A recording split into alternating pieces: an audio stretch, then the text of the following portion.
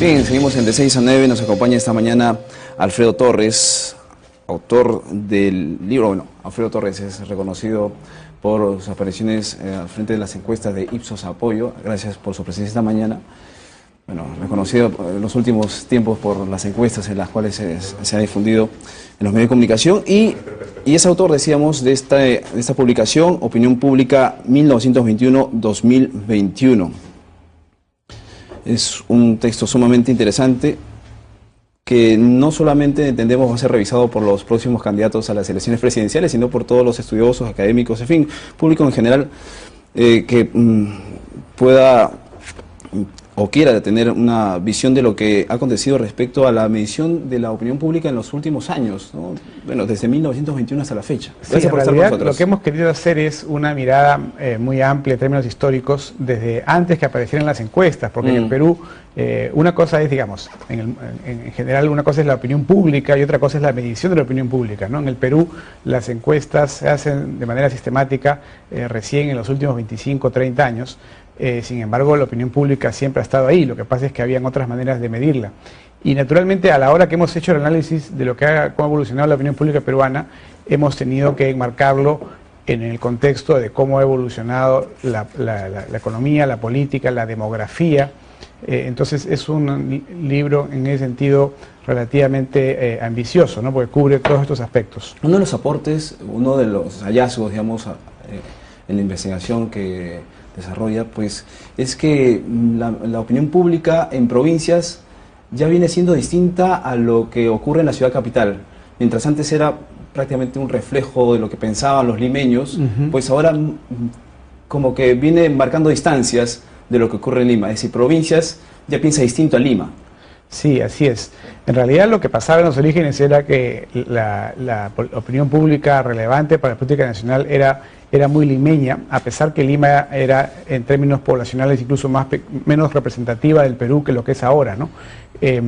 La opinión pública empieza a desarrollarse fuertemente con la explosión de los medios de comunicación y con el desarrollo de las últimas décadas, las provincias empiezan también a tener cada vez mayor diferenciación, ¿no? y comienzan a tener una opinión propia, y ciertamente lo que se aprecia cuando uno analiza encuestas es que la visión de los limeños y la visión en el interior del país muchas veces va por caminos diferentes, ¿no? E incluso al interior del país también se puede hacer diferencias entre lo que es la opinión del norte y lo que es la opinión del sur, por ejemplo, ¿no? Exacto. Otra de las ideas que rescato y cual, bueno, vas anticipándote es en el sentido de vislumbrar lo que puede ocurrir de aquí en más con los líderes de opinión que a veces se forjan a través de nuevos medios tipo el internet. Es decir, encuentra en las redes sociales la gente a personas que más o menos pueden orientar en su forma de pensar. Es algo que se ve venir o que ya se está dando. Bueno, ya se está dando, pero estamos, digamos, en el mundo del internet como estábamos en el mundo de la televisión en los años 60 o 70, cuando todavía solamente el 10% de los peruanos tenían un televisor en sus viviendas. Hoy día, más o menos el 10% de los peruanos está conectado a una red social, ¿no? Sin embargo, ya se siente su peso.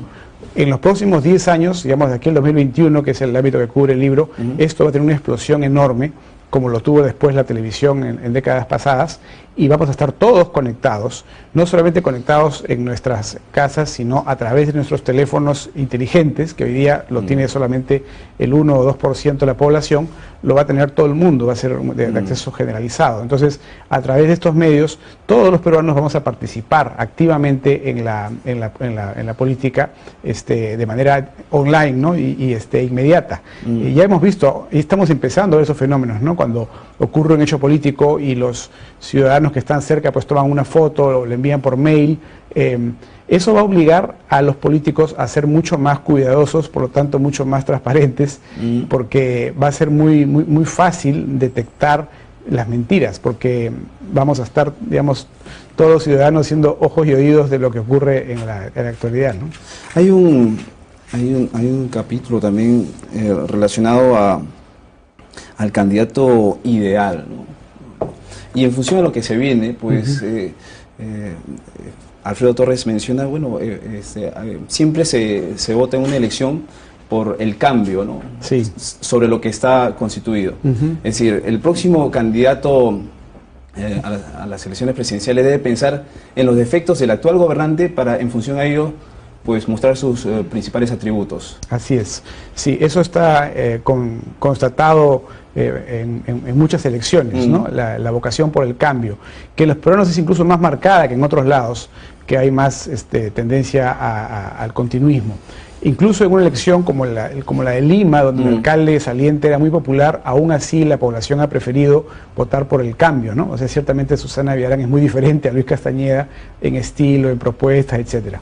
En la elección presidencial va a ocurrir lo mismo. En la elección presidencial las carencias de este gobierno son la agenda fundamental para la próxima campaña.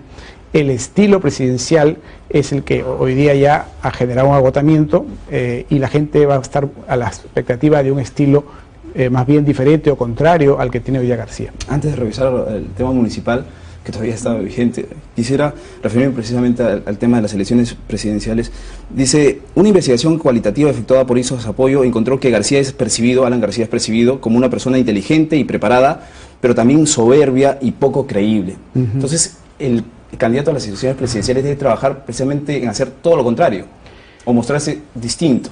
Digamos, bueno, y si es auténtico va a ser más fácil que funcione, ¿no? Porque efectivamente Alan García es una persona ciertamente muy inteligente e imponente, y eso a muchas personas lo reciben como una persona, como alguien arrogante, ¿no?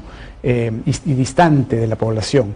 Entonces, lo que el electorado probablemente va a estar buscando es alguien mucho más cercano, que tenga una relación más horizontal, más transparente, más sencilla con la ciudadanía, ¿no? Eso es lo que estamos percibiendo nosotros. ¿Y ahí quién encaja mejor? ¿Ollanta, Alejandro Toledo, Keiko Fujimori, Luis Castañeda? En realidad, cuando uno revisa el perfil que hemos trazado del candidato ideal, se da cuenta de que ninguno de los 4 favoritos encaja 100% en ese perfil, ¿no? Todos tienen algunos elementos y les falta otros. O los pueden trabajar en los próximos 6 meses, porque todavía tenemos una campaña por delante y todavía recién se están esbozando las candidaturas, ¿no?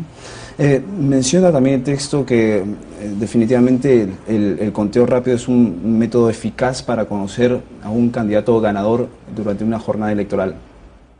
Y en función de las últimas elecciones municipales, esa candidata fue Susana Villarán en Lima. Sí.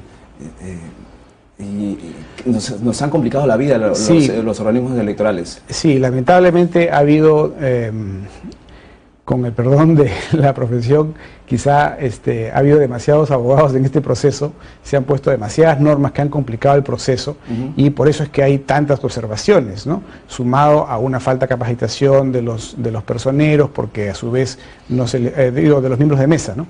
Porque no se les dio suficientes recursos a la OMPE para que participe todos los que deben participar. El hecho es que estamos sufriendo pues estos días y días de conteo interminable, cuando al final lo que va a salir es algo muy parecido a lo que nosotros dimos el mismo día. Nosotros el mismo día dimos un punto de diferencia entre las dos. Todo indica que va a terminar más o menos igual, ¿no? Entonces es una pena que hayamos perdido tanto tiempo, ¿no? ¿Y cómo van a quedar los organismos electorales? Ya han perdido la mitad.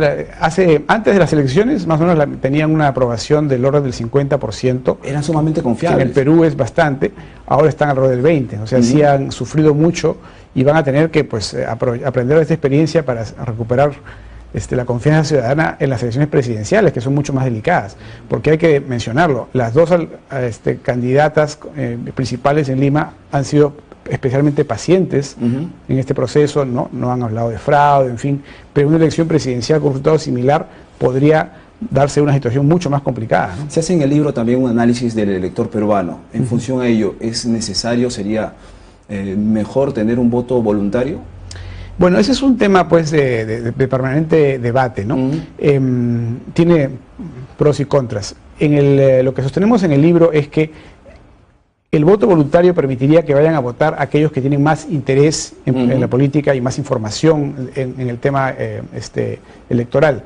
Hoy día lo que ocurre es que mucha gente que no le interesa la política va obligada a votar y decide el último día. Entonces terminamos decidiendo una elección con los votos de las personas menos preparadas e interesadas en la elección. Entonces eso genera una serie de riesgos. Hay algunos que rechazan ello, el voto voluntario, porque dicen, bueno, eso permitiría que los que tengan consigna partidaria puedan hacer ganar a sus candidatos. Eso no necesariamente es así. Bueno, algo de eso hay, pero el impacto es mínimo. Nosotros lo hemos medido y el respaldo a los partidos políticos respecto a los independientes crece 1 o 2%. ¿Qué pasa? Somos una población de independientes. Los militantes son muy pocos, la militancia partidaria. Entonces, en realidad, el impacto es mínimo. Y aún si lo hubiese, tampoco estaría mal, porque las democracias necesitan partidos políticos. Entonces, no estaría mal que los partidos organizados tuviesen un poquito más de respaldo en un esquema de voto voluntario, ¿no?